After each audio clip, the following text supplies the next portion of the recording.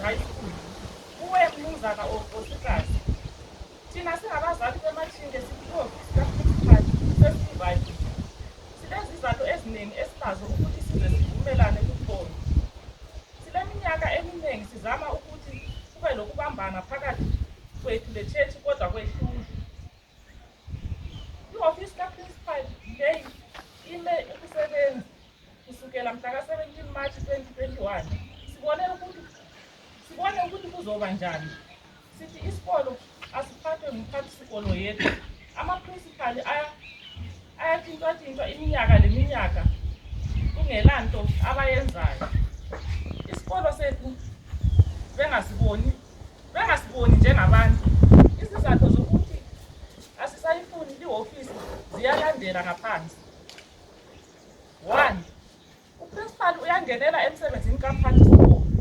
2. Izisebenzi ziyaqhatshwa i-SDC ingabikelwanga. 3. Lokho kwaba lo principal isikolo asithuthuki. 4. U-ofisi kaprinsipali iletha indleko eziningi ezingeneliswa yisikolo njengo-principal hospitality yakhe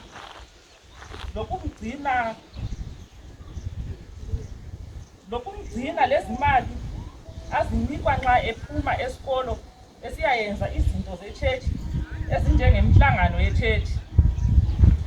5. I-ofisi iletha ukungaziphathi kwabafundi esikolo. 6. Impumela yabantwana ezifundweni zabo iyehla minyaka leminyaka.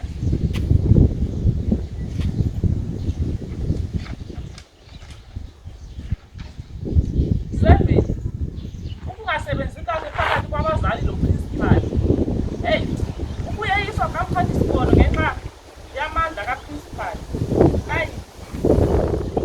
Ukungazakali kwemfundo yakhe malungana lomsebenzi awenzayo. 10.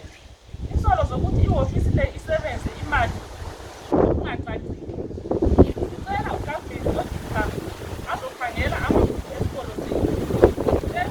Umphathisikolo athathelwa yakhe uprinsipali besokudelelisa ngababalisi. 12. Uprinsipali uyavikela abantwana abona khona lanxa kungafanelanga. Ukwenza bengasalaleli ababalisi nomphathisikolo. 18. Indleko ziningi ezibhadalwa izinhlangano yesonto ezitshiyeneyo ukukhokela imidlalo yabantwana yesikole eye-church. Uluhlu lwamabizo abantu ababekhona abavumelana lumbono lunamathiselwe